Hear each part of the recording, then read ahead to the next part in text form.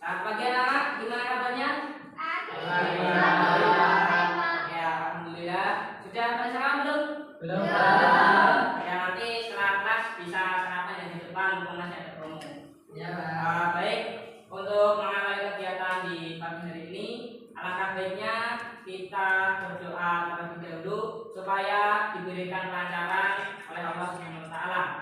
Oke, untuk mengawali silakan teguhkan kepala sisinya, berdoa mulai.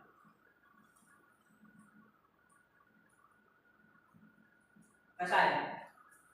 Baik, sebelum kita mulai pembelajaran, ya, Bapak akan tanya, kira-kira ada yang masih ingat terkait materi yang pertemuan kemarin?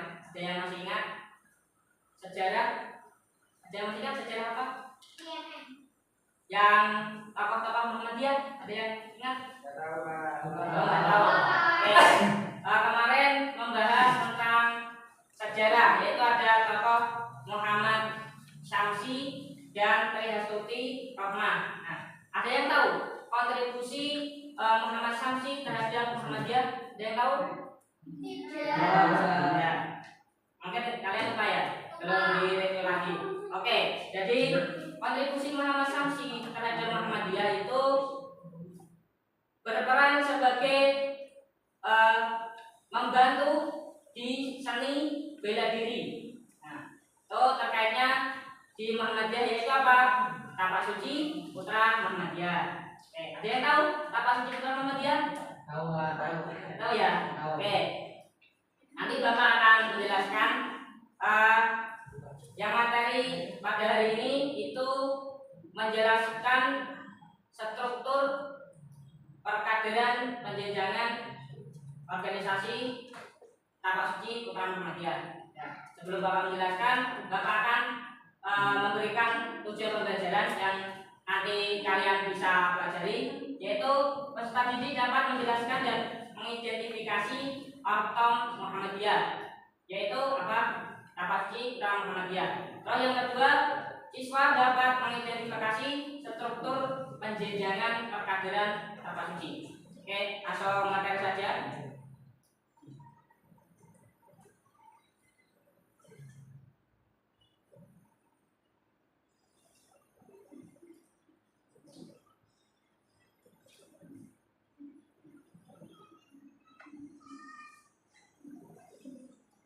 Oke, sebelum Bapak menjelaskan, ada yang tahu apa itu organisasi Muhammadiyah atau disebut sebagai ortom? Ada yang tahu? Silakan jawab. Ya. Seperti terus. Ya, yang masih banyak lagi ya.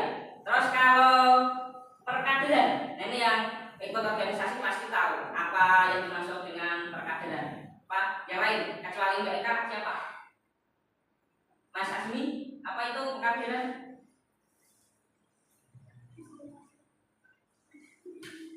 Gimana? Pelatihan. Oke ya, jadi pelatihan untuk membentuk orang-orang yang berintegritas.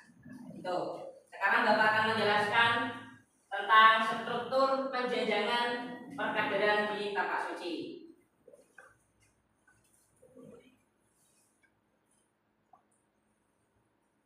Oke, ini pengertian dari tapak suci.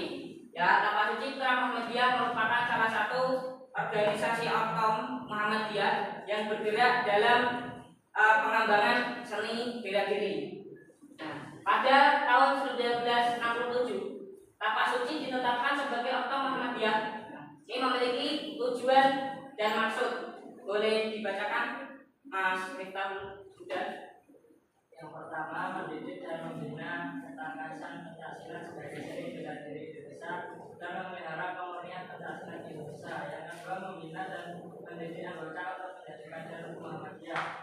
Yang ketiga, melalui seni bela diri menggembirakan dan mengamalkan dakwah aman abdul nahi mungkar. Oke, jadi dari maksud dan tujuan tapak suci itu membentuk kader Muhammadiyah ya, yang mengamalkan amar ma'ruf nahi mungkar. Ada yang tahu amar ma'ruf nahi mungkar? Amar ma'ruf nahi munkar. Apa ada yang tahu? Ma'ruf. Amar ma'ruf apa? Menjalankan perintah. Menjalankan perintah. Apa nahi munkar? Oke, ini tuh ya dari sedikit pengertiannya. Nah, tadi kan dibicarakan tentang strukturan di lapak suci. Itu ada 7 ya. Yang pertama pimpinan pusat, pimpinan wilayah, pimpinan daerah, terus pimpinan cabang, pimpinan unit latihan. Nah, ini di lapak suci itu ada pimpinan pusat, berarti tingkatan yang paling tinggi. Kira-kira ada yang tahu pimpinan pusat lapak suci di mana? Jakarta. Pimpinan lapak suci itu berada di Yogyakarta. Ya. Tempatnya di mana? Ada yang tahu? Kauman. Ya. Terus yang kedua pimpinan wilayah. Pimpinan wilayah itu bergerak di provinsi. Nah, kita provinsinya mana? Nah, jadi bergerak di provinsi Jawa Tengah. Terus yang ketiga pimpinan daerah lapak suci. Daerahnya mana? Surakarta atau Solo? Ya, Sukoharjo ya. Jadi mengembangkan atau memantau kader-kader lapak suci di daerah Sukoharjo. Terus pimpinan cabang. Cabang bergerak di mana? Kalau IMM kan cabang Sukoharjo, cabang mana? Kalau ini lapak suci, cabang berarti bergerak di kecamatan. Oke, yang kelima itu unit latihan. Nah, seperti di IPM. Kalau di IPM itu musran, musyawarah ranting. Jadi di sekolah-sekolah. Ini sama juga. Lapak suci unit latihan berkembang di sekolah-sekolah. Itu. Terus yang keenam itu dewan kader. Terus yang ketujuh pelatih. Nah, ini ada penjenjangan tingkatan lapak suci. Nah, lapak suci itu ada banyak tingkatan. Ya, yang pertama tingkatan siswa. Silakan dibaca, Mbak Cita. Silakan. Sedang tingkatan lapak suci, tingkatan siswa A, siswa 1, B, siswa 2, C, siswa 3, D, siswa 4. Tingkatan kader, kader dasar, kader muda, kader madia, kader kepala, sama kader utama. Ya, jadi lapak suci itu memiliki 3 tingkatan. Ya, yang pertama siswa, yang kedua kader, yang ketiga itu pendekar. Nah, ini kita tinggal. Oke, ini yang terakhir. Tuh tingkatan. Nah, ini pendekar muda, pendekar besar, madya, kepala utama, dan pendekar besar. Nah, jadi di lapak suci itu tidak hanya mengajarkan tentang pukul-memukul, nah, tapi sebagai sarana Muhammadiyah untuk mendakwahkan ya Islam. Melatih apa? Lewat lapak suci. Mungkin dari materi yang Bapak paparkan ada yang tanyakan?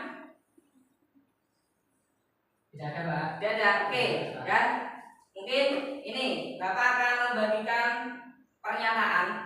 Ya, nanti kalian bisa benar atau salah. Ada 3 saja. Ini sebagian yang laki-laki, sebagian yang perempuan.